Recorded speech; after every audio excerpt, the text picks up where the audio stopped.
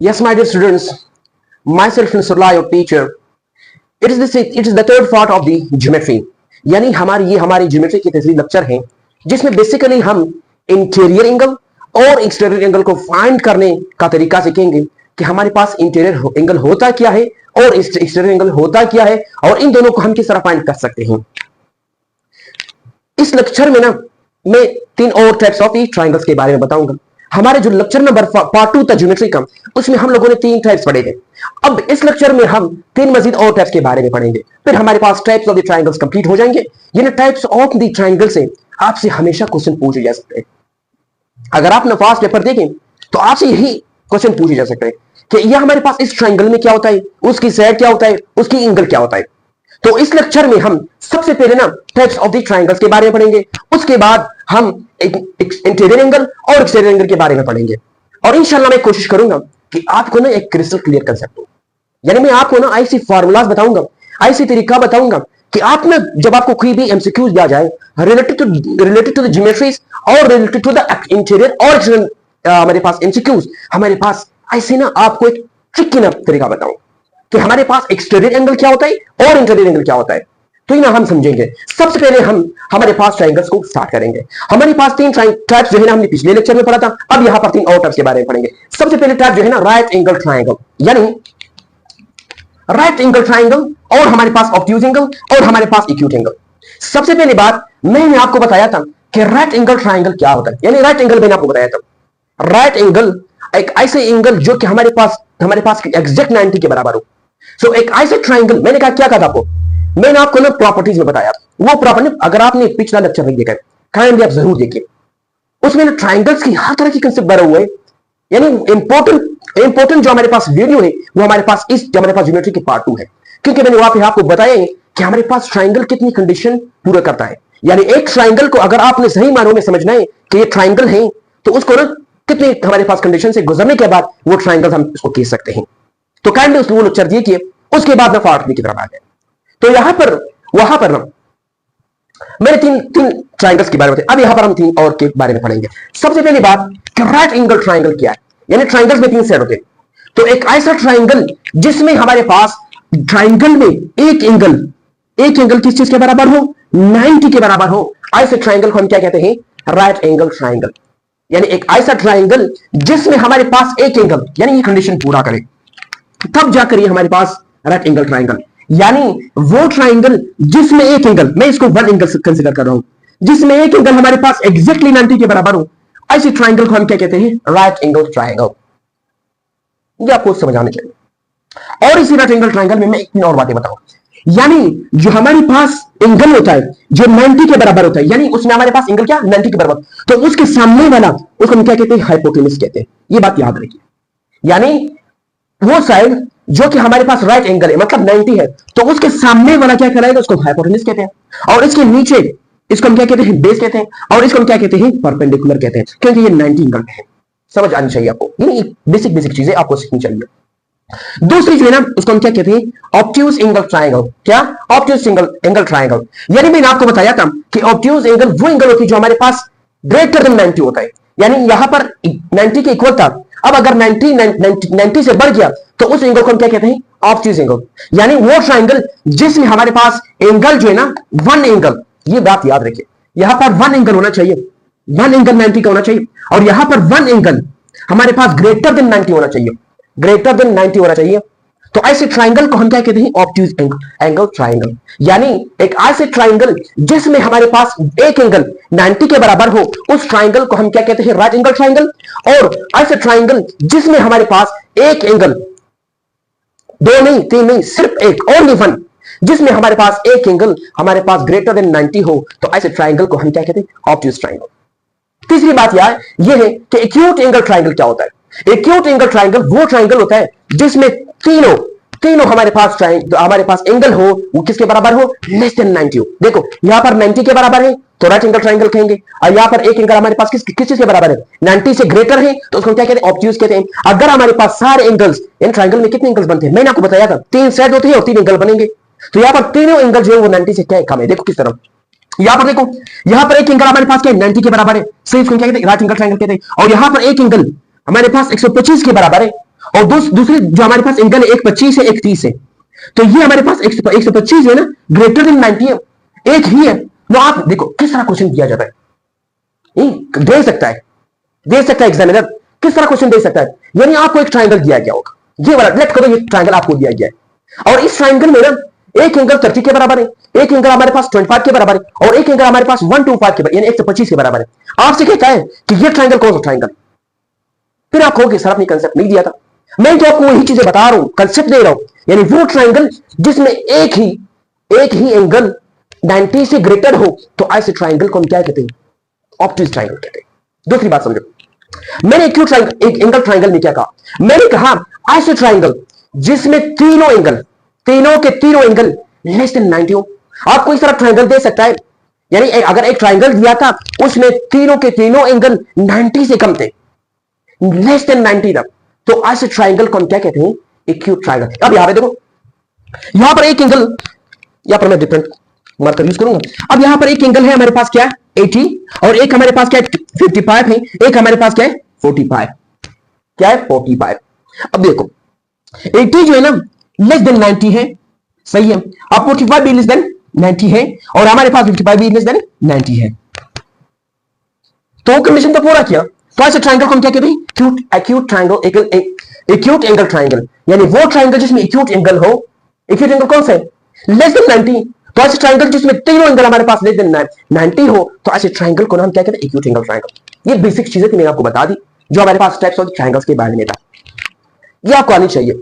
अच्छा आप है देखिए, आपसे ना टाइप्स ऑफ द ट्राइंगल से किस तरह के एमसीक्यूज बन सकते हैं। आपको ना एक हमारे पास डायग्राम भी दिया जा सकता है, और बगैर डायग्राम के आपसे भी क्वेश्चन पूछे जा सकते हैं, आपने खुद दो बनाना है। आपसे इस तरह क्वेश्चन आ सकता है कि हमारे पास एक ट्राइंगल है, और उस ट्राइंगल में हमारे पास 3 एंगल है, सही है, ट्राइंगल में 3 एंगल बनते हैं, एक एंगल 25 के बराबर है, और दूसरा एंगल हमारे पास उसके बाद नंबर दिया गया होगा, और उसमें जो लास्ट वन है ना वो 90 के बराबर है। देखो किस तरह, तो इस तरह ट्राइंगल दिया होगा ना, इसमें हमारे पास एक एंगल एग्जैक्ट 90 के बराबर होगा, तो वो कहेगा कि ये हमारे पास कौन सा ट्राइंगल है, तो आपने बताना है कि कौन सा ट्राइंगल है, राइट एंगल ट्राइंगल। दूसरी बात, इस केस किस तरह क्वेश्चन पूछ सकते हैं, ऑब्ट्यूज एंगल ट्राइंगल से। आपसे कहेगा कि हमारे पास एक ट्राइंगल है, उसकी हमारे पास एक एंगल जो है वो 30 डिग्री के बराबर है, दूसरा जो है 25 के बराबर है, और तीसरा 125 के बराबर है, 125 के बराबर है। आप बताओ ये कौन सा ट्राइंगल है।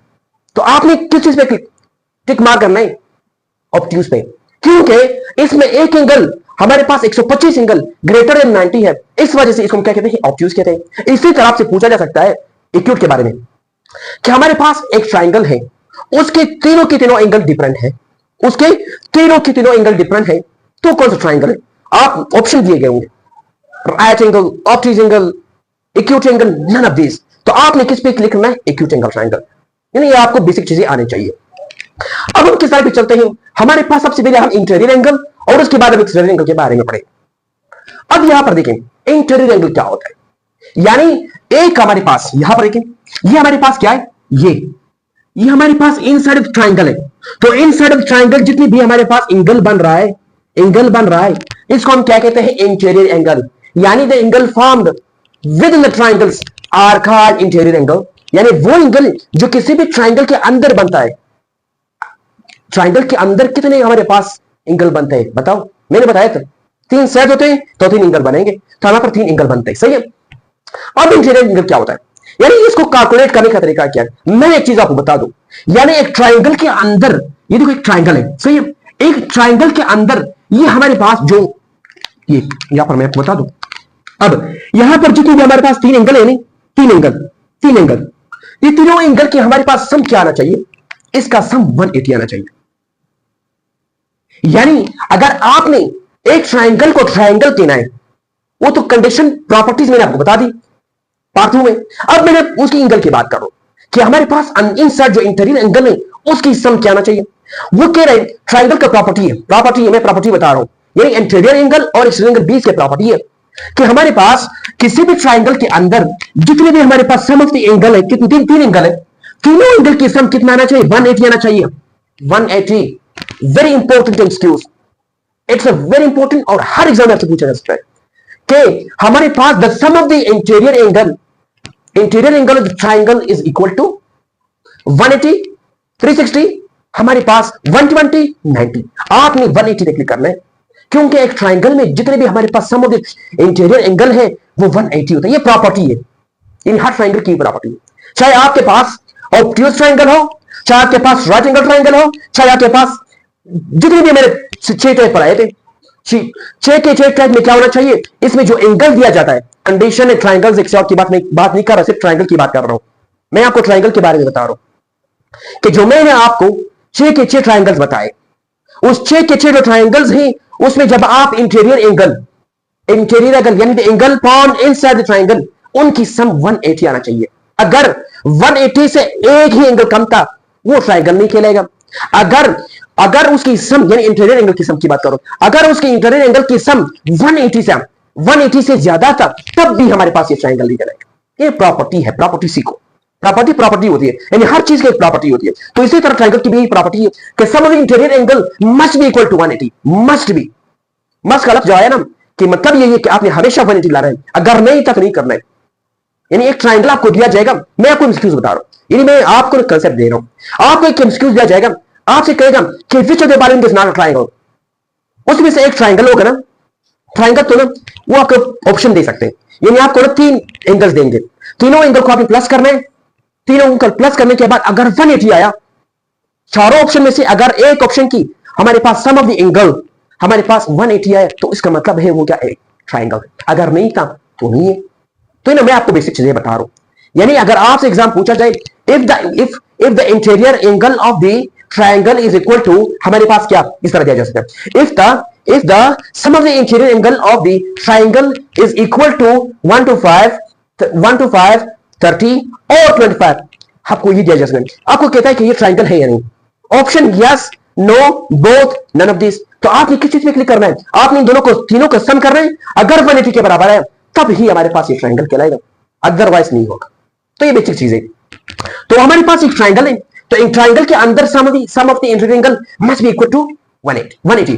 तो आप देखो ये एंगल 1 है, ये एंगल 2 है, ये एंगल 3 है। आप कहता है कि हमारे पास angle 1 plus angle 2 plus angle 3 must be equal to 180। ये ना बहुत इंपॉर्टेंट, तो मैं इस पे जो स्टार लगा रहा हूं ना वो आपको पता होना चाहिए कौन सा स्टार लगा रहा हूं। 3 स्टार, मैं यहां पर 3 स्टार लगा रहा हूं।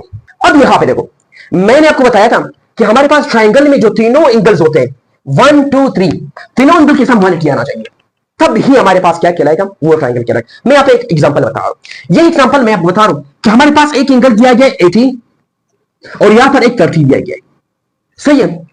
कहता है कि फाइंड एक्स, यानी आपसे पूछा जा सकता है कि हमारे पास एक इंटीरियर एंगल बताओ जिसमें दो एंगल दिए गए होंगे, सही है, और हमारे पास एक एंगल इंटीरियर एंगल को फाइंड करना है। इस तरह की क्वेश्चन आपसे पूछे जा सकते हैं, यानी 2 एंगल दिए गए होंगे इंटीरियर और तीसरा आपसे पूछा जा सकता है। मैंने आपको बताया था यहां पर क्या है, मैं इसको क्या करूंगा, देखो मैंने कहा था तीनों की सम क्या आना चाहिए 180। अब देखो एंगल 1 में क्या है, एंगल 1 इसको मैं इसको 1 कह रहा हूं, सही, एंगल 1 और इसको 2 कह रहा हूं, 2 और ये हमारे पास क्या है 3 है।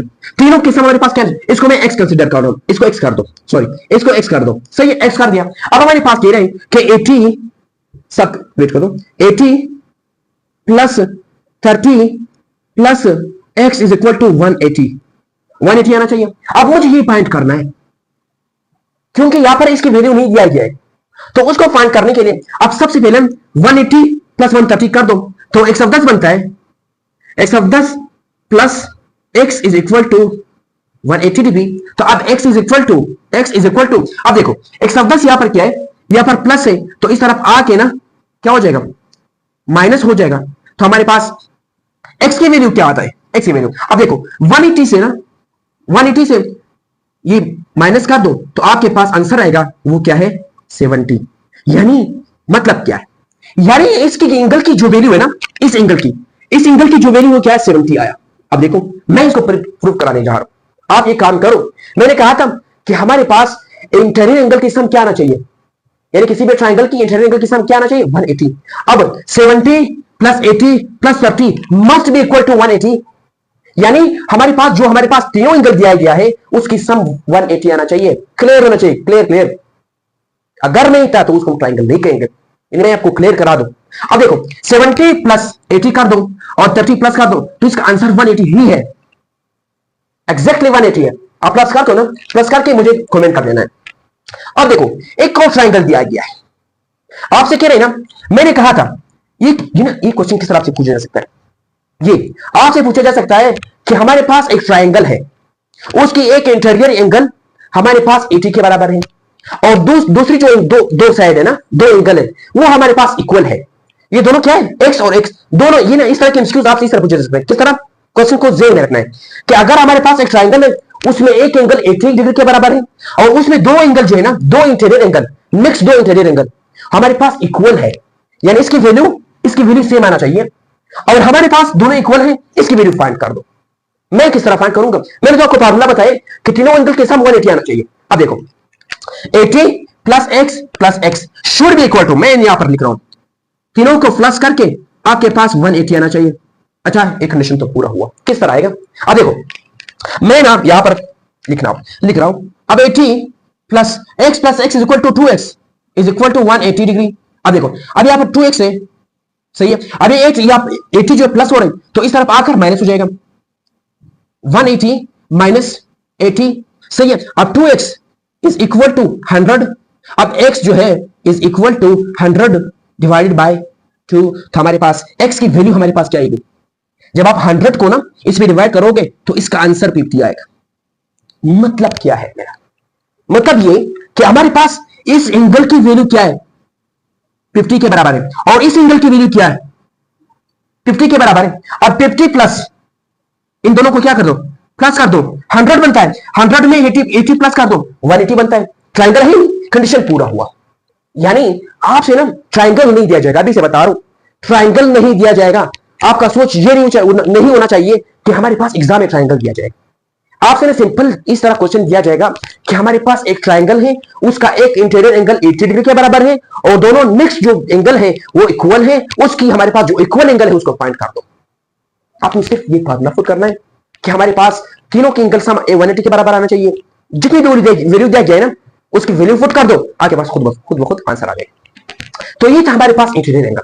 अब हम एक्सटीरियर एंगल के बारे में पढ़ेंगे। ये तो हमारे पास, मैंने कहा था कि हमारे पास किसी भी ट्राइंगल के अंदर जो एंगल बन रहा है उसको क्या कहते हैं? Interior angle. एक्सटीरियर एंगल क्या होता है? Exterior angle of a triangle will be always equal to the sum of the two opposite interior angle of the triangle. ये ना इस बात को मैं पिछले लेक्चर में हमारे पास जो प्रॉपर्टी थी उसमें मैं डिस्कस कर चुका हूं कि हमारे पास एंगल आउटसाइड ऑफ द हमारे पास ट्राइंगल बनता है उसको हम क्या कहते हैं? Exterior angle. और उस एक्सटीरियर एंगल की जो सम है तो वो हमारे पास जो 7 है, 7 इंटीरियर एंगल है। देखो यहां पर देखिए, मैं आपको एक चीज बता रहा हूं, यहां पर ही डिस्कस करूंगा। देखो मैं आपको पहले एग्जांपल के थ्रू समझाऊंगा कि हमारे पास एक्सटीरियर एंगल होता क्या है। अब देखो ये एक ट्राइंगल है, ये क्या है? ये एक ट्राइंगल है। पहले मैं चीजों को खत्म कर दूं। ये क्या है? एक ट्राइंगल है। अब इस ट्राइंगल से ना एक हम लोगों ने लाइन इस तरह ड्रा की, ये रेड वाला, रेड, इसको हम लोगों ने इस तरह ड्रा की। अब देखो एक तो हमारे पास इनसाइड एंगल बन रहा है, सही है, एक्स वाई, और यहां पर भी बन रहा है, इसको नाम दे दो, जो भी आपने देना है नाम देने दे दो। अब ये हमारे पास क्या है? Interior angle. अब यहां पर देखो, अब यहां पर पॉसिबिलिटी है कि इस लाइन के दरमियान भी तो एंगल बन रहा है, और इस लाइन के दरमियान भी तो एंगल बन रहा है, और इस लाइन के दरमियान भी एंगल बन रहा है।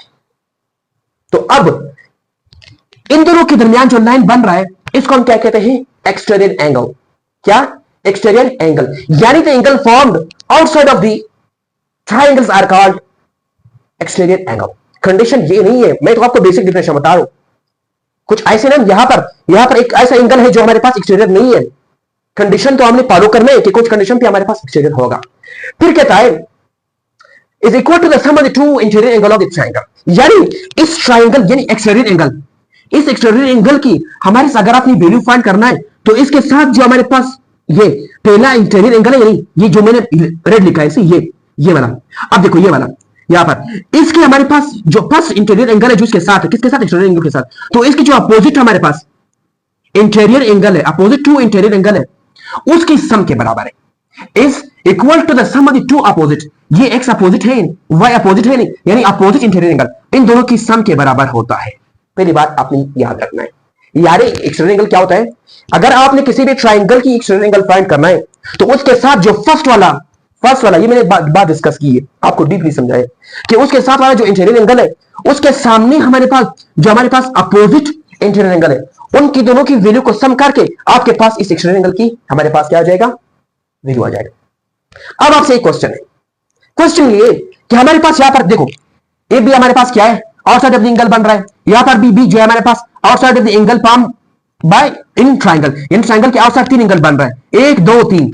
अब मुझे बताओ कौन सा हमारे पास एक्सटीरियर एंगल नहीं है। एक और कंडीशन लिख ले अपनी नोटबुक में कि हमारे पास अगर आपने एक्सटीरियर एंगल को ना समझना है, यानी अगर आपने किसी ट्राइंगल में जो एक्सटीरियर एंगल बनता है उसमें एक और कंडीशन भी फॉलो करना होता है, वो क्या है? यानी वो हमारे पास क्या होना चाहिए? लीनियर पेयर होना चाहिए। क्या? Linear pair. यानी वो हमारे पास उनके, देखो अब देखो यहां ना जो रेड मैंने ड्रा की, क्या ये वाला लाइन, ये लाइन, ये और यहां पर जो मैंने ब्लैक से ड्रा की, क्या ये हमारे पास लीनियर है? लीनियर पेयर है? हाँ है। क्यों नहीं है? क्योंकि ये नॉन कॉमन आर्म है, ये नॉन कॉमन आर्म, हमारे पास ये क्या कॉमन है? कॉमन आर्म है नहीं? ये वाला, ये जो मैंने ये हमारे पास ब्लैक ड्रा की, ये हमारे पास ये दोनों, ये वाला और ये वाला नॉन कॉमन आर्म है, ये कॉमन आर्म है। तो कॉमन आर्म के हमारे पास लेफ्ट और राइट साइड दोनों पे नॉन कॉमन आर्म है, तो हम इसकी वजह से हम क्या इसको एक्सटीरियर एंगल कहेंगे। अब इस एंगल बी को देखो, क्या एंगल बी हमारे पास एक्सटीरियर है या नहीं? अब देखो ये एंगल देखो, इस तरफ जो आ रहे हैं ना, ये और ये, क्या ये एक्सटीरियर हो सकता है? क्या लाइन पेयर हो सकता है?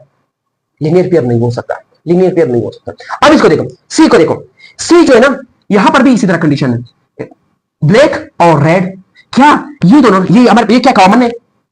अब देखो कॉमन है नहीं? कॉमन में ये क्या कॉमन है? ये नॉन कॉमन आर्म, ये कॉमन है, ये नॉन कॉमन आर्म। इन दोनों हमारे कॉमन आर्म के राइट साइड और लेफ्ट साइड पे हमारे पास क्या नॉन कॉमन आर्म है। इस वजह से हमारे पास ट्राइंगल सी जो है ना हमारे पास एक्सटीरियर एंगल है। यानी अगर आपने ना किसी भी एक्सटीरियर एंगल को फाइंड करना है, एक और कंडीशन पूरा करना चाहिए, वो ये है कि हमारे पास लीनियर पेयर होना चाहिए, यानी सप्लीमेंट्री होना चाहिए। क्या मैंने आपको बताया था लीनियर पेयर क्या होता है? यानी सप्लीमेंट्री होना चाहिए। यानी जो ये हमारे पास ये देखो ना, ये और ये, यानी यहां से लेकर यहां तक, यहां से यहां तक हमारे पास जो इनके दरमियान एंगल बन रहा है 180 होना चाहिए, 180 होना चाहिए। तो ये था हमारे पास क्या एक्सटीरियर एंगल का कंसेप्ट। अब मैंने आपको बताया था कि किसी भी एक्सटीरियर एंगल को फाइंड करने के लिए, अब ये हमारे पास क्या है? एक्सटीरियर एंगल, और ये सी हमारे पास क्या है? Exterior angle. अब इसकी वैल्यू को फाइंड करने के लिए मैंने आपको बताया था कि इसके साइड पे, अब देखो ये क्या है? फर्स्ट हमारे पास nearest interior angle to the exterior angle, और इसके अपोजिट इंटीरियर एंगल हमारे पास दोनों को सम करके आपके पास हमारे पास एक्सटीरियर एंगल की वैल्यू आ जाएगा। Let me explain it more. अब देखो मैंने इसकी वैल्यू फाइंड करनी, किसकी? इसकी वैल्यू फाइंड करनी, ये एक्सटीरियर एंगल है। अब मैंने कहा था कि हमारे पास exterior angle is equal to the sum of the opposite interior angle, यानी अपोजिट इंटीरियर एंगल की सम के बराबर है। किस तरह? अब देखो मैंने ये फाइंड करनी है, तो इन दोनों की जो हमारे पास जो वैल्यू दिया गया है, ये जितनी भी डिग्री दिया गया है, इन दोनों को सम करके, इन दोनों के सम लेके, ये सम लेके आप इसकी वैल्यू आ जाएगी। यानी exterior angle A is equal to the sum of the angle x plus sum of the angle y, दोनों को प्लस करके आपके पास इसका आंसर आ जाएगा। इसी तरह अगर आपने एक्स को सी को फाइंड करना है, तो इन दोनों के हमारे पास दोनों को सम ले लो, तब भी हमारे पास इसका वैल्यू आ जाएगा। अब मैं ना ये कंसेप्ट हमने आपको दी कि एक्सटीरियर एंगल क्या होता है और इंटीरियर एंगल क्या होता है। अब मैं आपको ना एमसीक्यूज दूंगा। एमसीक्यूज में ना सबसे पहला एमसीक्यूज आपने क्या फाइंड करना है? एक्सटीरियर एंगल फाइंड करना। दूसरी बात, फिर मैं ना, अब देखो, फिर मैं आपसे कहूंगा ना कि ये फाइंड कर दो, इंटीरियर एंगल फाइंड कर दो। अब देखो ना यहां पर ना बहुत ट्रिकी है। मैंने आपको बताया था कि हमारे पास यहां पर दो यानी हमारे पास इंटीरियर एंगल अगर दिए थे तब हमारे पास ये मालूम कर सकते हैं। मैंने एक्सटीरियर एंगल की जिक्र नहीं की। अब यहां पर हमारे पास एक दिया गया है और एक एक्सटीरियर दिया गया है, एक इंटीरियर दिया गया है। आपको ना ये फाइंड करना है, किस तरह फाइंड करना है वो भी मैं आपको बताऊंगा। और लास्ट क्वेश्चन जो है ना वेरी इंपॉर्टेंट, और मैंने इसके साथ लिखा है, क्या ये मैंने करेक्ट लिखा है? यानी ट्राइंगल जो मैंने बनाए क्या मैंने सही बनाए या इनकरेक्ट है, ये आपने जरूर बताना है। क्योंकि मैंने आपको कंसेप्ट दिया कि हमारे पास sum of the two opposite angle, concept समझो। यानी इस क्वेश्चन को सोल्व करने के लिए मैं कंसेप्ट दे रहा हूं। If sum of the two opposite angle should be equal to the exterior angle, should be equal to the exterior angle, यानी दो हमारे पास दो अपोजिट इंटीरियर एंगल जो दिए गए उनको सम करके आपके पास क्या आना चाहिए? एक्सटीरियर एंगल आना चाहिए। क्या इसी तरह है या नहीं, ये आपने मुझे बताना है। सबसे पहले मैं इसको सॉल्व करूंगा। मुझे क्या फाइंड करना है? Exterior angle. अब एक्सटीरियर एंगल क्या हमारे पास जो अपोजिट साइड पे, यहां पर देखो ये इसके अपोजिट साइड पे ना, ये जो हमारे पास फर्स्ट इंटीरियर एंगल है, तो फर्स्ट इंटीरियर एंगल के अपोजिट साइड पे ये वाला एंगल और ये वाला एंगल, इन दोनों को प्लस करके जो आपके पास आंसर आएगा वही एक्स आंसर होगा। क्या होगा? एक्स का आंसर होगा। मैं इसको एक्स फाइंड करने, एक्स का आंसर होगा, क्या होगा? एक्स का आंसर होगा, आंसर होगा। मैं किस चीज को फाइंड कर रहा हूं? एक्स को। मैंने आपको बताया था एक्स को फाइंड करने के लिए ना, एक्स यहां पर देखें, अब x is equal to, x is equal to 60 plus 80, 60 degree plus 80 degree, तो हमारे पास x इज इक्वल टू 0, हमारे पास 80 प्लस 60, हमारे पास 0, और हमारे पास कितना 14, तो हमारे पास क्या है 140 डिग्री। क्या आया? 140 डिग्री। मतलब यह है कि हमारे पास जो यहां पर x है ये क्या है? 140 के बराबर है। अब प्रूफ कर दो कि ये सही है या नहीं। मैंने कहा था कि sum of the two opposite interior angle should be equal to the exterior angle, यानी इन दोनों की सम इसके बराबर होना चाहिए। अब लेट कर दो, इसको सम कर दो, सही है। अब देखो 60 60, अब 60 यहां पर देखो 60 प्लस 80 डिग्री क्या 140 के बराबर है या नहीं? 140 इज इक्वल टू 140 डिग्री, तो हमारे पास क्या ये ट्राइंगल है? बिल्कुल ट्राइंगल है। मैंने प्रूफ करके दी कि ये किस तरह ट्राइंगल है। अब क्वेश्चन नंबर 2 को देखो। अब क्वेश्चन नंबर 2 मैंने आपको प्रूफ करा दी। अब क्वेश्चन नंबर 2 को देखो। आपको कह रहे ना एक इंटीरियर एंगल दिया गया है, ये इंटीरियर एंगल दिया गया है, और एक एक्सटीरियर एंगल दिया गया है। आपको कह रहे ये फाइंड करना। सेम प्रोसीजर यही है। क्या है कि sum of the two opposite interior angle is equal to the exterior angle, यानी sum of the two interior opposite angle is equal to the exterior angle, यानी हमारे पास एक्सटीरियर एंगल देखो क्या है, इन दोनों की सम, किसकी सम? x प्लस 70 डिग्री की सम हमारे पास क्या होना चाहिए? 70 के, इन दोनों, सॉरी 25, यानी सम ऑफ द टू, इन दोनों की सम हमारे पास क्या आना चाहिए? 170 आना चाहिए। सही है, मैंने लिख दिया। अब इज इक्वल टू 70 लिख दिया नहीं? अब देखो मुझे क्या फाइंड करना है? मुझे x फाइंड करना है। x इज इक्वल टू, अब x is equal to 70 minus 25, ये माइनस कर दो, आपके पास जो आंसर आएगा वही होगा। अब देखो 70 माइनस 25, सही है, 5 कर दो, 5 आ जाएगा, यहां पर 6 रहेगा, 45, यानी यहां पर आपके पास जो आंसर आया क्या? 45 डिग्री आया। क्या आया यहां पर? इसका मतलब ये इसका जो आंसर है वो क्या है? 45 डिग्री है, 45 डिग्री है। अब देखो 45 में इसको साबित, यानी अगर आपका आंसर करेक्ट है, इसको प्रूव करने के लिए आपने क्या काम करना है? यानी अगर आपने आंसर चेक करना है कि मेरे आंसर करेक्ट है या नहीं, एक काम करो कि जो हमारे पास अपोजिट एंगल दिया गया है, क्या अपोजिट इंटीरियर एंगल, मैंने 25 और यहां पर 45 लाया। अब इन दोनों को प्लस कर दो, यानी इन दोनों को क्या कर दो? प्लस कर दो। अगर आपके पास आंसर 170 आया तो आपकी आंसर जो है वो क्या है? करेक्ट है। कौन सा आंसर? 45 वाला आंसर। अब देखो 25 में क्या कर दो? 25 है नहीं, 25 में हमारे पास 45 प्लस कर दो, सही है। अब प्लस कर दो तो हमारे पास 0 1 कैरी, तो हमारे पास 7। अब देखो यहां पर 70 आया है नहीं, अब यहां पर 70 है, यहां पर भी 70 है, यानी एक्सटीरियर एंगल हमारे पास 70 के बराबर है। तो इसका मतलब ये है कि आपका आंसर क्या है? करेक्ट है। तो ये था हमारा आज का लेक्चर, जिसमें बेसिकली हम लोगों ने इंटीरियर एंगल और एक्सटीरियर एंगल के बारे में पढ़ा। इंशाल्लाह नेक्स्ट स्लाइड जो हमारे होगी वो हमारे पास related to the areas, perimeters, इन चीजों के बारे में होगा। अब यहां पे देखिए, इस स्लाइड में हम बेसिकली हम ऐसे ट्राइंगल्स, रेक्टेंगल्स, स्क्वायर, क्या square, rectangles, triangles, right angle triangles, equilateral triangle, इनकी हमारे पास डिफरेंट प्रॉपर्टीज, यानी किसी भी अगर कोई भी डायग्राम दिया जाए, आपसे कहा जाए कि आप इसकी हमारे पास पेरीमीटर फाइंड करें, आप इसकी हमारे पास एरिया फाइंड कर दें, आप इसकी डायगोनल फाइंड कर दें, ये बेसिक क्वेश्चंस होते हैं। यानी आपको ट्राइंगल दिया जाता है और आपसे कहता है कि आप इस ट्राइंगल की हमारे पास क्या फाइंड कर दो? एरिया फाइंड कर दो। आपसे कहा जाता है कि आप हमारे पास इस ट्राइंगल की पेरीमीटर फाइंड कर दो। So this lecture is going to be very important. यानी हमारे पास ज्योमेट्री को हमने 3 लेक्चर में कवर की। पहला लेक्चर बहुत लेंथी हुआ, मैंने कोशिश की मैं एक ही लेक्चर में वाइंड अप कर दूं। तो आप अंदाजा लगाओ, अगर मैं ज्योमेट्री को एक लेक्चर में वाइंड अप करता तो हमारे पास ये 3 घंटे का लेक्चर होता। सो ये किसी इंसान के लिए इम्पॉसिबल बन जाता। बिफोर स्टार्टिंग द लेक्चर, यानी इस स्लाइड को स्टार्ट करने से पहले आपसे एक ही रिक्वेस्ट, यही रिक्वेस्ट हर दिन मैं कर रहा हूं, अगर आप हमारे चैनल पर नहीं, काइंडली सब्सक्राइब कीजिए, लाइक कीजिए और कमेंट कीजिए। आपकी लाइक, आपकी कमेंट्स, आपकी सब्सक्रिप्शन हमारे लिए एक एनर्जी होगी, और वो एनर्जी हमेशा मैं कहता हूं कि मैं यहां पर यूज करूंगा और यूज कर रहा हूं। अल्हम्दुलिल्लाह, मैं अपने आप से 100% सेटिस्फाइड कि मैं आपको प्रोडक्ट दे रहा हूं, यानी मैं आपको हर चीज करने की कोशिश कर रहा हूं। इस लेक्चर को बनाने के लिए ना कम से कम 4 घंटे लगते हैं। इसको रिकॉर्ड करने के लिए सिर्फ और सिर्फ 2 घंटे लगते हैं। सिर्फ और सिर्फ नहीं, बहुत कीमती है, 2 घंटे लगते हैं। और इसको एडिट करना, इसको सबसे बड़ा मसला अपलोडिंग है। कंडीशन आपके पास है कि हमारे पास यहां पर सिग्नल स्ट्रेंथ कितना कम है। एक वीडियो जब मैं अपलोड करता हूं ना, तो हमारे पास 5-6 घंटे लगते हैं।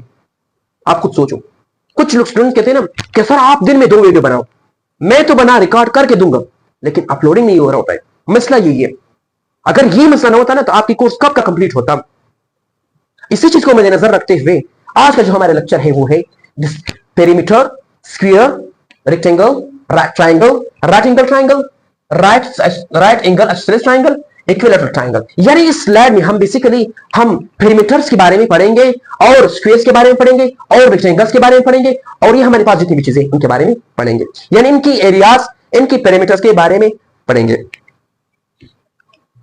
सबसे पहले हम पेरीमीटर्स के बारे में पढ़ेंगे।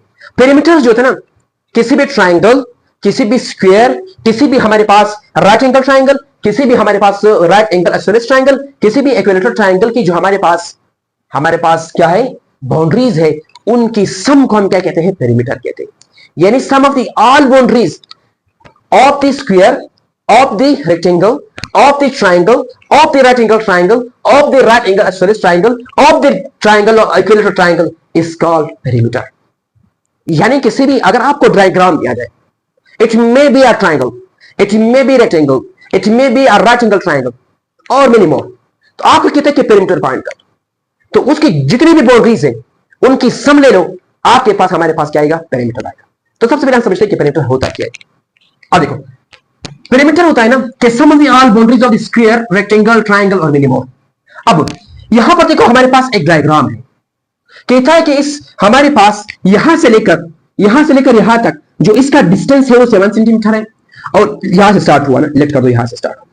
फिर कहता है कि यहां से लेकर यहां तक 1 सेंटीमीटर है, और यहां से लेकर यहां तक 3 सेंटीमीटर है, और यहां से लेकर यहां तक 2.5 सेंटीमीटर है, और यहां से लेकर यहां तक 3 सेंटीमीटर है, और यहां से लेकर यहां तक कितना है, 2.5 और 1 3.5।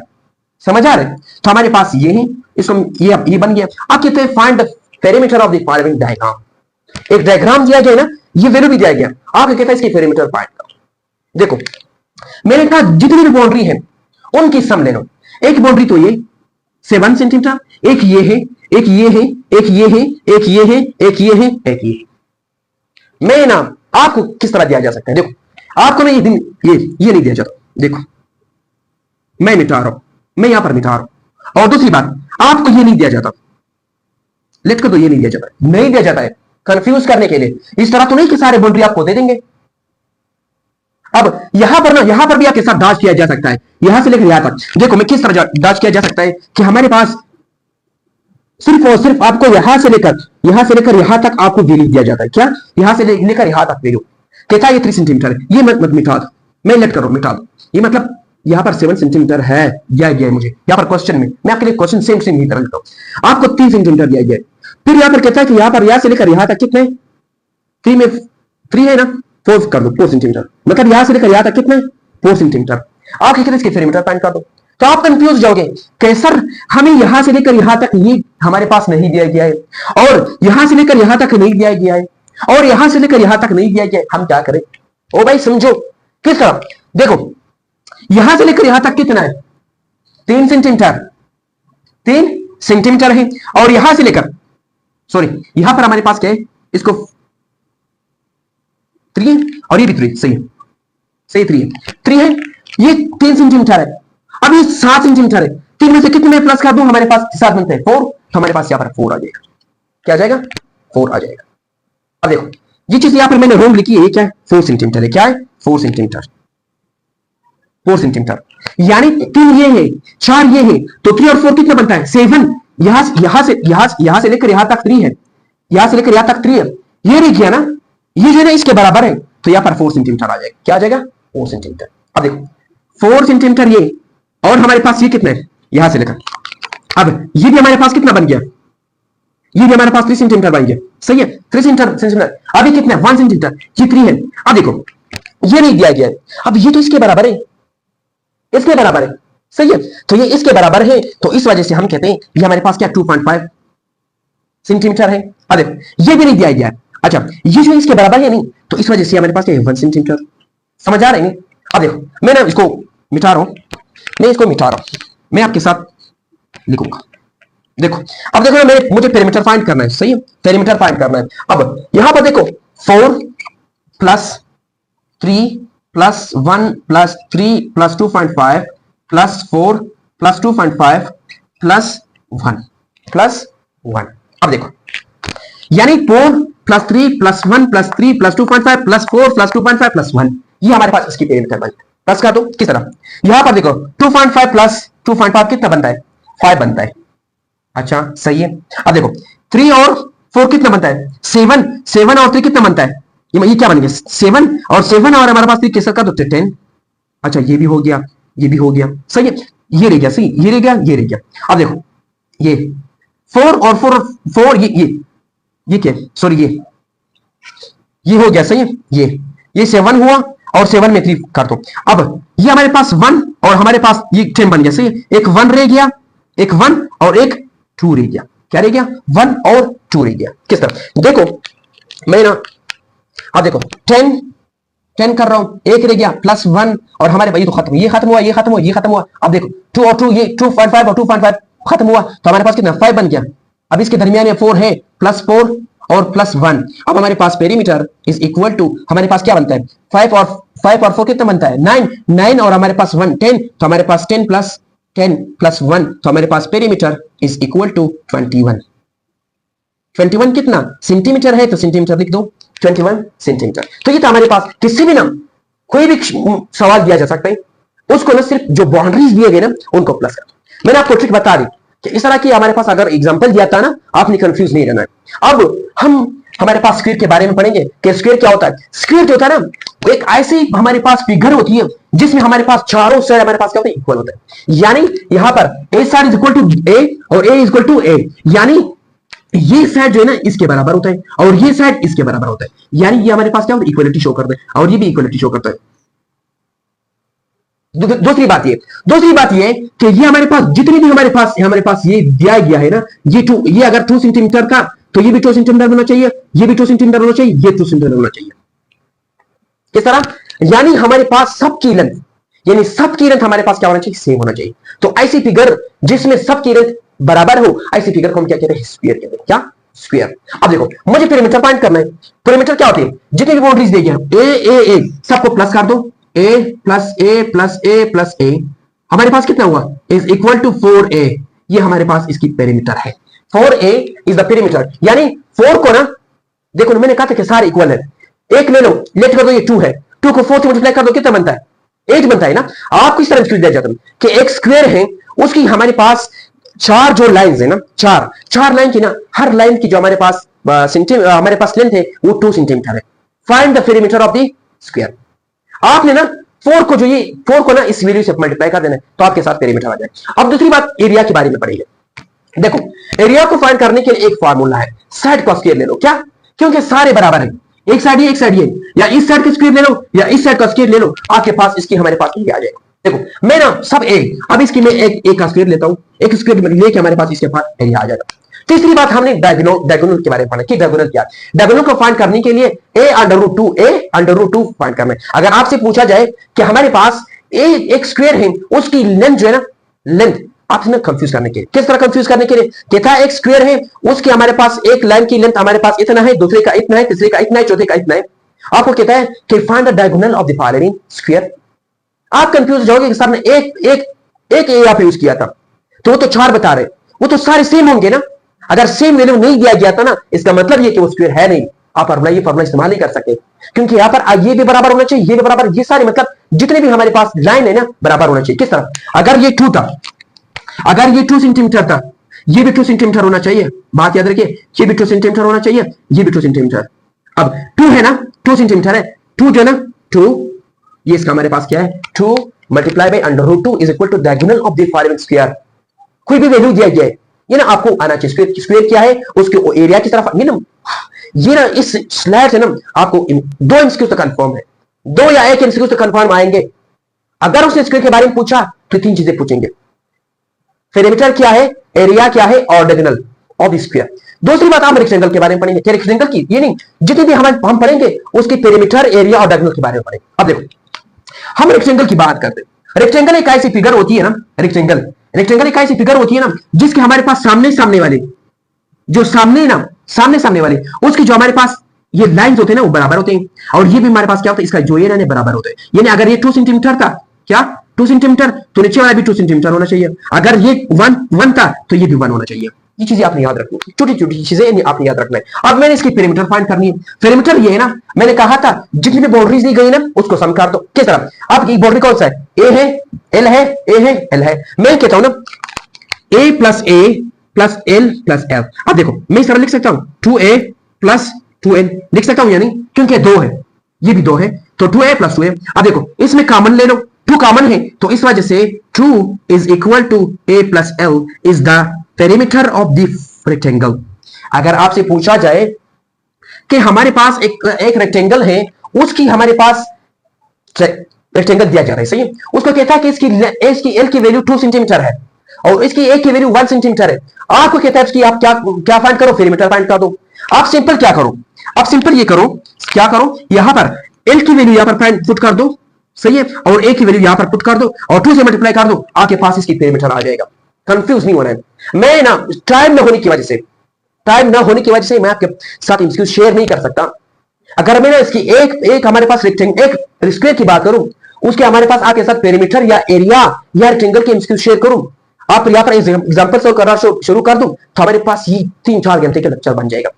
मैं कुछ कहता हूं ना आपको, देखो इस पूरे स्क्वायर को ना इतने बड़े पैमाने पे हमारे पास उसकी जो फार्मूलाज है उसको मैंने शॉर्टकट करके ना कंडेंस करके आपको समझा रहा हूं, यानी आपके सेम टू सेम इस तरह यूज करना है। अब ये तो पेरीमीटर हुआ, अब हमें क्या पढ़ना है, एरिया किसी भी स्क्वायर, एरिया किसी भी रेक्टेंगल का फाइंड करने के लिए आपको जो ये दिया जाता है ना, ये इसको जो है ना आप इसके साथ क्या कर दो, मल्टीप्लाई कर दो। क्या कर दो, मल्टीप्लाई कर दो, यानी हाइट को हमारे पास बेस के साथ मल्टीप्लाई, क्या हाइट को बेस के साथ मल्टीप्लाई कर दो, तो तब हमारे पास आपके पास एरिया आ जाएगा। क्या, यानी मेरा मकसद ये है कि आप क्या करो, हमारे पास जो हाइट दिया जाता है, ये हाइट है, क्या ये हाइट है, हाइट को मल्टीप्लाई कर दो बेस के साथ, बेस ये है, तब हमारे पास आपके पास क्या आएगा, इसका एरिया आएगा। क्या आएगा, एरिया, यानी हाइट 2 सेंटीमीटर दिया गया है और बेस 1 दिया गया है, तो 2 multiply by 1 is equal to 2, so it's the area of the rectangle. इसी तरह इसके डायगोनल फाइंड करने के लिए ना एक फार्मूला यूज करना है, वो क्या है, ये अंडर ए 3 स्टार लगाओ, under root L square plus A square is equal to the diagonal of the rectangle. अगर आपको दिया जाए, मैं उसी हाइट को ले रहा हूं, अगर आपको कहता है ना कि एक रेक्टेंगल है, उसकी हाइट 2 सेंटीमीटर है, सही है, अब वो कहता है उसका जो बेस है वो क्या है, 4 सेंटीमीटर है। आपको कहता है ना, आपको कहता है उसके डायगोनल फाइंड कर दो, तो आप ये कर दो ना, 2 हमारे पास क्या है, हाइट है, एल के साथ 2 का स्क्वायर ले लो, 4 आ जाएगा, सही है, हमारे पास अंडर रूट, सही है, ये अंडर रूट, अब यहां पर 4 है, 4 यहां पर फुट कर दो, 16 16 आ जाएगा, तो हमारे पास इसको अंडर रूट को सॉल्व कर दो, तब हमारे पास आपके पास क्या डायगोनल आ जाएगा। अब देखो यहां पर ट्रायंगल को देखो, ट्रायंगल के लिए हम क्या फाइंड करेंगे, हमारे पास पेरीमीटर फाइंड करेंगे। अब देखो एक ट्रायंगल है, उसकी पेरीमीटर फाइंड करने के लिए मैंने कहा था जितने भी ये वैल्यू दिया जाता है ना, ये इसको क्या कर दो, प्लस कर दो, हमारे पास जितनी भी बाउंड्रीज है। अब हमारे पास क्या बाउंड्री है, एक ये है, एक ये है, एक ये है, तो हमारे पास a plus b plus c is the perimeter of the triangle. यानी ये अगर देखो, अगर ये 2 सेंटीमीटर दिया था, क्या 2 दिया था, 2 मीटर का दो, ये भी 2 मीटर दिया था, ये भी हमारे पास 2 मीटर दिया था, 2 मीटर दिया था, अब सबको प्लस कर दो, 2 plus 2 is equal to 6 metre is the perimeter of the triangle. मैं आपको वो एग्जांपल बता रहा हूं। इसी तरह किसी भी ट्रायंगल की एरिया फाइंड करने के लिए ना ये फार्मूला यूज करते हैं, 1/2 multiply by base over height. ये बेस है, ये क्या है, ये बेस है और ये हाइट है, सही है। तो अब हमारे पास बेस और हाइट को मल्टीप्लाई करके हमारे पास एरिया फाइंड करते हैं। अब मैं आपके साथ एक बहुत ही इंपॉर्टेंट फार्मूला शेयर करने जा रहा हूं, वो ये ना कि किसी भी ट्रायंगल की एरिया को फाइंड करने के लिए आप हेरोस फार्मूला यूज करोगे। क्या, ये फार्मूला, और वो फार्मूला क्या, हेरोस फार्मूला ये कहते हैं कि अगर आपने किसी भी ट्रायंगल की एरिया फाइंड करना हो, अगर आपने किसी भी ट्रायंगल की एरिया फाइंड करना हो, तो सबसे पहले आपके पास आपको पेरीमीटर का पता होना चाहिए उस ट्रायंगल का। अगर आपने उस ट्रायंगल की पेरीमीटर की मालूम कर लिया, तब आप जाके उसकी एरिया फाइंड कर सकते हैं। वो फार्मूला क्या है, मैं आपको फार्मूलाज दूंगा, तो फिर आपने उसको यूज आप नहीं करनी है। यानी मैं आपको तो बता रहा हूं कि आप इस तरह एमसीक्यूज आ सकते हैं, इस तरह के एमसीक्यूज आ सकते हैं, इस तरह पूछा जा सकता है, तो आपने उसको खुद सॉल्व करना है। अब कहते हैं हीरो फार्मूला कहते हैं कि एरिया को फाइंड करने के लिए हम ये फार्मूला इस्तेमाल करते हैं कि area is equal to under root whole under root P का मतलब क्या है, P under root P minus A क्या है, साइड ए, फिर साइड बी, फिर साइड सी। यानी पेरीमीटर को माइनस कर दो ए से, पेरीमीटर को माइनस कर दो साइड बी से, पेरीमीटर को माइनस कर दो साइड सी से। पेरीमीटर है, पी को पेरीमीटर से, यहां पर एक्चुअली इसको एस से जाहिर करते हैं, क्या एक्चुअली एस से जाहिर करते हैं, लेकिन यहां पर मैंने पी इस्तेमाल किया, इस वजह से मैं यहां पर पी इस्तेमाल करूं। कहता है जो आपको पेरीमीटर है ना, पेरीमीटर को निकालने के बाद उस पेरीमीटर को इस हमारे पास perimeter minus A multiply by perimeter minus B, ये ना ये हमारे पास बॉडमास रूल के मुताबिक ना, ये हमारे पास स्मॉल, ये हमारे पास कौन से ब्रैकेट है, स्मॉल ब्रैकेट है। यानी perimeter small bracket P minus A bracket close small bracket, फिर हमारे पास P minus B, P minus C, इनको हल करके आप इसकी एरिया फाइंड कर सकते हैं। अब पेरीमीटर किस तरह होता है, किसी भी ट्राइंगल में कितने हमारे पास साइड्स होते हैं, 3 साइड्स होते हैं ना, तो हमारे पास 3 साइड होने की वजह से a plus B plus C divided by 2 is equal to P. यानी अगर आपने किसी भी ट्राइंगल की पेरीमीटर फाइंड करनी है, मैं बता रहा हूं इस फार्मूले के मुताबिक, जो इसने हीरो से जो फार्मूला दिया था, उसने कहा था कि आपने पेरीमीटर इस तरह फाइंड नहीं करनी जो यहां पर डिस्कस कर रहे हैं, इस तरह फाइंड नहीं करना। वो कह रहे जो मैं फार्मूला दे रहा हूं उस फार्मूले के मुताबिक आपने इस तरह फाइंड नहीं करना। वो कह रहे कि आप जो पेरीमीटर फाइंड करोगे मेरे फार्मूले के मुताबिक फाइंड करना है, अपनी मर्जी नहीं चलानी है, अपनी मर्जी नहीं चलानी। जो आप मैं तरीका बता रहा हूं कि आपने पेरीमीटर किस तरह फाइंड करनी है, कहते हैं आपने सेम इसी तरह फाइंड करनी है, वरना के पास आंसर गलत आएगा। वो कह रहे कि अगर किसी ट्राइंगल की पेरीमीटर फाइंड करनी है, क्या हीरोज कह रहे हैं कि हमारे पास किसी भी ट्राइंगल की हमारे पास पेरीमीटर फाइंड करने के लिए आप तीनों साइड के प्लस कर दो और 2 से डिवाइड कर दो, तब हमारे पास इसकी पेरीमीटर आएगी। लेकिन हमने यहां पर इस तरह नहीं सीखा था, यहां पर हम कह रहे कि जितनी भी हमारे पास बाउंड्रीज दिए गए ना उनको प्लस कर दो, आपके पास क्या जाएगा, पेरीमीटर आ जाएगा। लेकिन यहां पर कह रहे जो 3 बाउंड्री है ना उसको 2 से डिवाइड कर दो, तब ये हमारे पास पेरीमीटर आएगा। ये ना ये बात और वो बात सेम टू सेम वही है। जब इस फार्मूले से ना, इस फार्मूले के मुताबिक जब आप एरिया निकालोगे ना, वो हमारे पास पी को निकालने की, पी जो इसकी वैल्यू दी ना वो इस फार्मूले के मुताबिक दिया है। लेकिन ये तरीका ना बेस्ट तरीका है पेरीमीटर को निकालने के लिए। लेकिन ट्राइंगल में एक्चुअली इस तरह यूज होता है, हीरोज फार्मूले के मुताबिक, हीरोज फार्मूले के मुताबिक इस तरह यूज होता है। अब ना ये तो समझा कि पी इज इक्वल, अब आपसे एक एमसीक्यू दिया जाता है, क्या एक एमसीक्यू दिया जाता है कि एक ट्राइंगल है, मैं इसको वैल्यू बता रहा हूं, आपने खुद सोल्व करना है, क्या खुद सोल्व करना है, ये होमवर्क है, मुझे बताना है, कमेंट्स करना है, कमेंट करना है, इसके जवाब मुझे बताना है। क्या एक हमारे पास ट्राइंगल है, उसकी हमारे पास एक साइड क्या है 2 सेंटीमीटर के बराबर है, और बी जो है ना वो 4 सेंटीमीटर के बराबर है, और सी जो है ना वो हमारे पास 5 सेंटीमीटर के बराबर है। आपको कहता है ना कि find the area of the triangle, यानी तीनों साइड दिया गया है, तीनों साइड दिया गया है, कहता है आप उस हमारे पास ट्राइंगल की हमारे पास एरिया फाइंड कर दो। काम क्या करो, सबसे पहले इसकी पेरीमीटर निकाल दो। पेरीमीटर किस तरह निकालते हो, 2 + 4 + 5 डिवाइडेड बाई 2 कर दो, आपके पास पेरीमीटर आ जाएगा। पेरीमीटर है, अब पेरीमीटर की वैल्यू यहां पर भी पुट कर दो, यहां पर भी, यहां पर भी, यहां पर भी, अब यहां पर ए की वैल्यू पुट कर दो, यहां पर बी की और यहां पर सी, तो आपके पास एरिया का फॉर्मूला, आपके पास एरिया का हमारे पास आंसर आएगा। मैंने यहां पर आपको ना इस पूरे फॉर्मूले को इस एग्जांपल के थ्रू समझा दी कि आपसे किस तरह के क्वेश्चन पूछे गए। और ये क्वेश्चन मैं आपको ना जो होमवर्क दिया है ना ये आपने खुद करना है। और एक और एमसीक्यूज मैं आपके साथ मेरे व्हाट्सएप ग्रुप जो मैंने बनाया ना, जो आप लोगों के लिए बनाया ना, वहां पे शेयर करूंगा। कैंड इस ग्रुप को ज्वाइन कर दे। उसका फायदा ये ना कि मैंने 3 ग्रुप बनाए, एक तो उसकी वैकेंसी पूरा हुआ, यानी हमारे पास उसमें अभी किसी को ऐड करने की कैपेसिटी नहीं है। फिर मैंने दूसरा ग्रुप बनाया, उसमें हमारे पास तकरीबन पूरे हो रहे हैं। तो आप कोशिश करें ना, आप लोग पहले से उसको ज्वाइन कर लें। तो ज्वाइन करने के लिए मैं उसका लिंक जो डिस्क्रिप्शन में दे दूंगा, आप काइंडली ज्वाइन कर दे, आपको बहुत हेल्प देगा। और तीसरी ग्रुप जो है ना मैंने मैथ की प्रैक्टिस के लिए बनाया है, उसकी एक टाइमिंग होती है। आप सारे दिन लगे रहते हो, गप के लिए नहीं बनाए, कुछ स्टूडेंट से ना गपशप कर रहे होते हैं, टाइम वेस्ट ना करें। आपके पास सिर्फ 15 दिन रहते हैं, उस 15 दिन को ना यूटिलाइज कर दो। यूटिलाइज करने के बाद आपको प्रोडक्ट मिलेगा। अगर आप उस ग्रुप में मैथ की प्रैक्टिस ग्रुप में आप क्या कर रहे हैं, गपशप कर रहे हो ना, किसी को ना उसको मेंशन कर रहे हैं कि यार आप क्या कर रहे हो, वो क्या कर रहे हैं, फलाना फलाना क्या क्या बातें हो रही है ग्रुप में, मैं देख रहा हूं। इसी वजह से मैंने टाइमिंग रखी है। यानी जब मैं लेक्चर अपलोड करता हूं ना, उसके बाद जो मैंने एक एडमम बनाया ना, उस एडमम की काम यही है, एहसान अल्लाह उसका नाम है, उसका काम यही है कि जब लेक्चर अपलोड हो जाए, काइंड इस ग्रुप की जो हमारे पास परमिशन है, यानी सिर्फ वो ऑप्शन रहे कि जो सिर्फ एडमन कर सकता है मैसेज, फिर किसी और को अलाउ ना करें। इसी वजह से मैंने टाइमिंग रखी है। आप न लेक्चर देखते हो न प्रैक्टिस करते हो, वहां पर गपशप होती है। ये ग्रुप मैंने गपशप के लिए नहीं बनाए, आपकी प्रैक्टिस के लिए बनाए। डिफरेंट इंस्क्यूज शेयर कर दो, डिफरेंट टाइप ऑफ इंस्क्यूज डिस्कस कर दो दूसरे के साथ। यहां पे देखो, अब हम राइट एंगल ट्राइंगल्स के बारे में पढ़ेंगे। राइट एंगल ट्राइंगल मैंने क्या बताया, यानी एक ऐसे ट्राइंगल जिसमें एक एंगल 90 के बराबर हो, एक एंगल 90 के बराबर हो, इसको हम क्या कहते हैं, राइट एंगल ट्राइंगल कहते हैं। मैंने डिस्कस किया। अब इसकी पेरीमीटर फाइंड करने के लिए मैं क्या कर रहा हूं, उसकी पेरीमीटर फाइंड करने के लिए हमारे पास क्या है, ये P plus B plus H, यानी perpendicular plus base plus height, इसको हमारे पास प्लस कर दो तो हमारे पास इसकी पेरीमीटर आ जाएगा। इसके एरिया को फाइंड करने के लिए सेम टू सेम वही फार्मूला, क्या हमारे पास 1/2 बेस मल्टीप्लाई बाय हाइट दिया गया है, उसको मल्टीप्लाई कर दो। ये मैंने आपको बताया, यहां पर भी मैंने डिस्कस किए और एक यहां पर भी मैंने डिस्कस किए थे। कहां गए, यहां पर बेस और हाइट ट्राइंगल में डिस्कस किया था। ये सेम सेम वही फार्मूला है। अब यहां पर थ्योरम इस्तेमाल करते हैं। थ्योरम का यहां पर क्या फर्क है, उसका ना हम ये पिथागोरस थ्योरम इस्तेमाल करते हैं। आपको कहता है ना, एक ट्राइंगल दिया जाता है ना, आपको कहता है उसकी एरिया फाइंड कर दो, उसकी एरिया फाइंड कर दो, लेट कर दो ना। इसका जो हमारे पास परपेंडिकुलर है वो 2 सेंटीमीटर के बराबर है और बेस जो है ना वो क्या है 1 सेंटीमीटर के बराबर है। आपको कहता है आप इस ट्राइंगल की हमारे पास क्या फाइंड कर दो, एरिया फाइंड कर दो। अब आपके पास पिथागोरस थ्योरम का अहमियत का पता चलेगा कि हमारे पास इसका अहमियत क्या है। मुझे देखो ना, यहां पर डायग्राम को देखें। डायग्राम ये कहता है ना कि हमारे पास 90 के सामने वाला क्या हाइपोटेन्यूस है और ये बेस है और ये परपेंडिकुलर।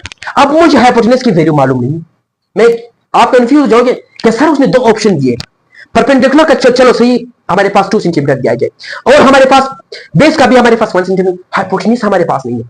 तो हाइपोटेन्यूस को मालूम करने के लिए हम एक थ्योरम इस्तेमाल करते हैं, वो है पिथागोरस थ्योरम। पिथागोरस थ्योरम का फार्मूला लगा दो तो हमारे पास परपेंडिकुलर पुट कर दो, बेस हमारे पास पुट कर दो, उसका स्क्वायर ले लो और अंडर रूट ले लो, तब हमारे पास आपके पास ये आ जाएगा क्या, हाइपोटेन्यूस की वैल्यू। अब हाइपोटेन्यूस की वैल्यू जो भी आया, हाइपोटेन्यूस की वैल्यू आया हमारे पास, तब हमारे पास आप जाकर उसकी हमारे पास एरिया फाइंड कर सकते हैं। अब यहां पर देखकर ये तो हो गया। अब हम राइट एंगल आइसोसेलेस ट्रायंगल के बारे में पढ़ेंगे। राइट एंगल आइसोसेलेस ट्रायंगल होता है क्या, राइट एंगल का मतलब क्या है, क्या मतलब एक ऐसे राइट एंगल ट्रायंगल का मतलब ये कि उसमें एक 90 का एंगल होना चाहिए। आइसोसेलेस का मतलब ये है कि हमारे पास उसमें से 2 साइड जो है वो इक्वल होना चाहिए। क्या होना चाहिए, 2 साइड इक्वल होना चाहिए। ये हमारे पास एक कंडीशन तो ये कि उसमें एक एंगल हमारे पास 90 के बराबर है और ये दोनों साइड क्या है, इक्वल है, एक 90 के बराबर है और 2 साइड हमारे पास इक्वल है, तब जाकर ये हमारे पास क्या बन जाता है, आइसोसेलेस ट्रायंगल बन जाता है। बेसिक कंडीशन है एक ऐसे ट्रायंगल जिसमें एक एंगल हमारे पास 90 के बराबर हो और 2 साइड इक्वल हो, ऐसे ट्रायंगल को हम राइट एंगल आइसोसेलेस ट्रायंगल कहते हैं। एक तो राइट एंगल भी है और आइसोसेलेस भी है। अब इसके पेरीमीटर को मालूम करने के लिए ना हम क्या करते हैं, हम ए और बी को क्या करते हैं, ये मेरे पास साइड ए 2 3 यानी ए बी और हाइपोटेन्यूस, ये हमारे पास दोनों ए है। अगर दोनों हमारे पास देखो, अगर ये 2 सेंटीमीटर था, मैं आपको समझा क्या, अगर ये 2 सेंटीमीटर था ये साइड ए, तो ये भी 2 सेंटीमीटर होना चाहिए, तब जाकर ये आइसोसेलेस बनेगा। क्या बनेगा, आइसोसेलेस बनेगा। क्या, आइसोसेलेस बनेगा, वरना नहीं बनेगा, वरना नहीं बनेगा। अब देखो ए प्लस ए प्लस हाइपोटेन्यूस को मालूम करने के लिए हम फार्मूला यूज करते हैं। अब मतलब ये दिया गया है, ये दिया गया है, तो उसको मालूम करने के लिए हम क्या करते हैं, हम एक थ्योरम इस्तेमाल करते हैं, उसको कहते हैं पाइथागोरस थ्योरम। ना देखो ये दिया गया है, ये दिया गया है, ये नहीं दिया गया है, तो आप पेरीमीटर किस तरह मालूम करोगे, उसकी पेरीमीटर मालूम करने के लिए ना हम पाइथागोरस थ्योरम इस्तेमाल करते हैं। किस तरह, ये हाइपोटेन्यूस मुझे मालूम करना है तो हमारे पास हाइपोटेन्यूस स्क्वायर, हाइपोटेन्यूस यहां पर हाइपोटेन्यूस सिर्फ हाइपोटेन्यूस है, क्या hypotenuse is equal to perpendicular का स्क्वायर बेस का स्क्वायर। परपेंडिकुलर तो दिया गया है 2 कितना 2 सेंटीमीटर दिया गया है। अब देखो 2 पुट कर दो यहां पर परपेंडिकुलर, इसकी जगह पर 2 पुट कर दो, 2 का स्क्वायर ले लो प्लस बेस क्या दिया गया है 2 दिया गया है, तो हमारे पास 2 का स्क्वायर ले लो, तो हमारे पास 4 प्लस 4 आ गया 16 आ गया, 16 तो सलाम कितना बनेगा, तो हमारे पास 4 बनेगा। ये हमारे पास इसका क्या हाइपोटेन्यूस है, क्या हाइपोटेन्यूस है। तो अब देखो ना ये हमारे पास तरह हाइपोटेन्यूस बन जाता है। इसकी वैल्यू आपने पुट नहीं करनी, वैल्यू पुट नहीं करनी, क्योंकि मुझे ये फाइंड करना है ना ये। अब देखो ना इसमें आपने खुद करना है, एक बी की जगह पर क्या पुट कर दो, ए पुट कर दो और बी की जगह पर ए पुट कर दो, इन दोनों का स्क्वायर ले लो, स्क्वायर लेने के बाद आपके पास जो आंसर आएगा वो क्या होगा, ये होगा। ये आपने खुद करना है। अगर आपसे सॉल्व नहीं हो सका तो फिर आप मुझे मैसेज कर देना, हमारे पास मेजॉरिटी जब मैसेज करेंगे तो फिर मैं तब जाकर मैं आपके साथ ग्रुप में इसका शेयर करूंगा। आपसे रिक्वेस्ट ये है ना, खुद सॉल्व करो। इस बी की जगह पर ए पुट कर दो, ए का स्क्वायर ले लो, और बी की जगह पर ए पुट कर दो, ए का स्क्वायर ले लो, जाके आपके पास लास्ट में आंसर ये आना चाहिए, क्या लास्ट में आंसर ये आना चाहिए, तब आप इसकी पेरीमीटर फाइंड करो। इसके एरिया को फाइंड करने के लिए एरिया एरिया को फाइंड करने के लिए हम क्या इस्तेमाल करते हैं, ये भी आपने खुद बताना है। ये यहां पर ये भी आपके लिए होमवर्क है। मैंने आपको इतनी चीजें समझा दी, इतनी चीजें समझा दी। अब ये आपके लिए होमवर्क है कि हम इसी राइट एंगल ट्राइंगल की हमारे पास जो हमारे पास इसोलेस ट्राइंगल है उसकी एरिया हम किस तरह फाइंड कर सकते हैं, ये आपका होमवर्क। अब इक्विलेटरल ट्राइंगल क्या होता है, मैंने आपको बताया था कि इक्विलेटरल ट्राइंगल वो ट्राइंगल होता है जिसमें तीनों साइड क्या होता है, इक्वल होता है। क्या, तीनों साइड इक्वल होता है। ये इस तरह लगा दो, तीनों साइड क्या होता है, इक्वल होता है। यानी अगर ये 2 सेंटीमीटर था 2, तो ये भी 2 सेंटीमीटर होना चाहिए, ये भी 2 सेंटीमीटर होना चाहिए, तब जाकर ये हमारे पास इक्विलेटरल बन जाता है, इक्विलेटरल बन जाता है। अब देखो इसके पेरीमीटर मालूम करने के लिए ना हम क्या करते हैं, ये a प्लस a सारे इक्वल है, तो हमारे पास इसलिए ले लो, तो हमारे पास आपके पास आंसर क्या आएगा, 3a आ जाएगा, क्योंकि 3 है ना, 1 2 3, तो इस वजह 3 लेते हैं। अब अगर आपको कहें कि हमारे पास if the length of the one side of the equilateral triangle is equal to 4, find the perimeter of the equilateral triangle। कहता है कि आपके पास एक हमारे पास इक्विलेटरल ट्राइंगल है, उसकी हमारे पास एक साइड की लेंथ 4 है, 4 सेंटीमीटर है, तब जाकर आप क्या करो, फाइंड कर दो, फी फाइंड कर दो, तो 3 को 4 से मल्टीप्लाई कर दो, तो हमारे पास 3 4 12, तो 12 इसका आंसर है। ये हमारे पास पेरीमीटर है। अब इसका एरिया फाइंड करने के लिए फिर मैं आपके पास क्या दे रहा हूं, इसको फाइंड करने के लिए मैं आपको फार्मूला दे रहा हूं, ये बहुत इंपॉर्टेंट फार्मूला। यानी ना इक्विलेटरल ट्राइंगल, इससे एमसीक्यूज आपने यहां पर स्टार लगा, स्टार यहां पर 3 स्टार लगा दो, 3 स्टार, और यहां पर राइट एंगल ट्राइंगल पर 2 स्टार लगा दो, और इस पर 1 स्टार लगा दो। मतलब यह है कि ये बहुत इंपॉर्टेंट है। इसके इक्विलेटरल ट्राइंगल से आपसे इसके पेरीमीटर के बारे में पूछा जा सकता है, और इसके एरिया को फाइंड करने के लिए √3 divided by 4 multiply by side का स्क्वायर। क्या, साइड का स्क्वायर। मतलब यह है कि 2 साइड दिए गए ना, साइड है ना, साइड हमारे पास साइड का स्क्वायर ले लो। अब एक साइड है ना, उसकी लेंथ 2 सेंटीमीटर है, तो 2 का हमारे पास क्या कर दो, 4, 2 का स्क्वायर ले लो 4, तो हमारे पास 4 के साथ क्या कर दो, मल्टीप्लाई डिवाइड कर दो, तो हमारे पास मल्टीप्लाई कर दो, सही मल्टीप्लाई कर दो, तब जाकर आपके पास एरिया आ जाएगा। अब आपसे एक सवाल है, मैं क्वेश्चन दे रहा हूं कि हमारे पास एक एरिया है, मैं आपको एरिया दे रहा हूं, उसका जो एरिया है एक इक्विलेटरल ट्राइंगल का जो एरिया है, क्या एरिया, वो हमारे पास 3 के बराबर है, 3 के बराबर है। क्या, 3 के बराबर है। आपने मैं एक क्वेश्चन बना रहा हूं, if the area of the triangle is equal to 3/2, then find the side of the equilateral triangle। क्या, side of the equilateral triangle। यानी आपने क्या फाइंड करना है, आपने ये साइड फाइंड करना है, आपने इसके आंसर मुझे बताना है कि इसके आंसर क्या होगा। आपने ना नोटबुक पे सॉल्व करना है, नोटबुक के सॉल्व करके आपने मुझे इसकी आंसर बताना है। तो ये था आज का हमारा लेक्चर, जिसमें बेसिकली हमने ज्योमेट्री को कंप्लीट कर, ये था लास्ट लेक्चर जिसमें हमने ज्योमेट्री को कंप्लीटली हमारे पास एक्सप्लेन किया कि हमारे पास ट्राइंगल्स, एंगल, लाइंस, ये सारी चीजें हमने पढ़ ली। तो ये था हमारे पास आज का लास्ट लेक्चर जो कि ज्योमेट्री के मुताबिक था। इंशाल्लाह इसके बाद मैं इक्वेशन स्टार्ट करने जा रहा हूं। यानी equation is the most important, कहते हैं ना ब्रेन होती है, तो मैथ का जो ब्रेन है ना, एचएससी का जो ब्रेन है वहां से स्टार्ट होती है। ये तो बेसिक चीजें मैं आपको बता रहा था, बेसिक चीजें कंप्लीट हो गई। अब मैंने इक्वेशन स्टार्ट करने जा रहा हूं। इक्वेशन में बहुत ही चीजें आपके पास, लीनियर इक्वेशन है, क्वाड्रेटिक इक्वेशन है, आपके पास पॉलिनोमियल है, बहुत सी चीजें, हमें बहुत सी चीजें पढ़नी है। मैं आपको हर तरह की सीख दूंगा उसमें। मेरी कोशिश ये थी, जब मैंने उसको ना लास्ट में रखा, मेरा मकसद यही था ना कि उस फार्मूले को याद रखना बहुत मुश्किल है। आपने वो लास्ट में जब पढ़ेंगे ना, तो आपके पास फार्मूले जो जहन में रहेगा। तो इंशाल्लाह उसके बारे में हम स्टार्ट करेंगे, नेक्स्ट लेक्चर होगी ना। और इंशाल्लाह मेरे पास ना आम दिनों में वक्त नहीं होता, इस वजह से मैं एक लेक्चर रिकॉर्ड कर देता हूं। और इंशाल्लाह जुमे के दिन, हफ्ते और इतवार के दिन मेरे पास बहुत टाइम होती है और मेरी स्टडी नहीं होती, उस दिन छुट्टी होती है। तो इंशाल्लाह मैं कोशिश करूंगा कि मैं जुमे को, हफ्ते को और इतवार को आपके पास कम से कम 5 लेक्चर तो होने चाहिए।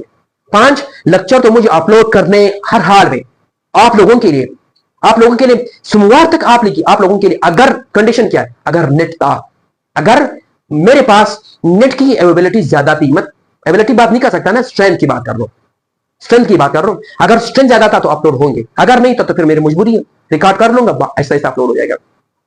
तो आपसे फिर लास्ट में ना एक ही रिक्वेस्ट है, अगर आप हमारे चैनल पे नहीं, काइंडली हमारे चैनल को सब्सक्राइब कीजिए, लाइक कीजिए और कमेंट कीजिए। मैं आपके लिए इतनी मेहनत कर रहा हूं ना, हर चीज को कलेक्ट करना, उसको तरतीब में इसको तरतीब देना, उसको लिखना, उसको फिर रिकॉर्ड करना, एडिट करना, अपलोड करना, इतनी जब ख्वारी कर रहा हूं तो आपके लिए कर रहा हूं, आपको चीज प्रोवाइड करने कर रहा हूं। कर रहा हूं, तो आपसे एक ही रिक्वेस्ट है, यही रिक्वेस्ट बार बार है, अगर आप हमारे चैनल पे नहीं, प्लीज सब्सक्राइब कीजिए, लाइक कीजिए और कमेंट कीजिए। और जितने क्वेश्चन मैं आपको दे रहा हूं, जितनी क्वेश्चन में दे रहा हूं, आपने उसकी आंसर कमेंट में जरूर देना है। कुछ ना व्यूअर्स, आप वीडियो पे जाकर व्यूअर्स तो बहुत ज्यादा है, ये कमेंट क्यों नहीं करते मुझे ये बताओ। कुछ जा रहे ना, सेकंड के काम है, सॉल्व कर दो सर इसका आंसर ये, सॉल्व कर दो सर इसका आंसर ये, करेक्ट है या नहीं, मुझसे पूछो, फिर मैं इसका, मैं हर किसी का ना, हर कमेंट मेरे पास जब आता है ना, उसका जवाब देता हूं, आंसर देता हूं। लेकिन आप लोग पूछते नहीं हो, जब नहीं पूछोगे तो मैं क्यों जवाब दूं लोगों को।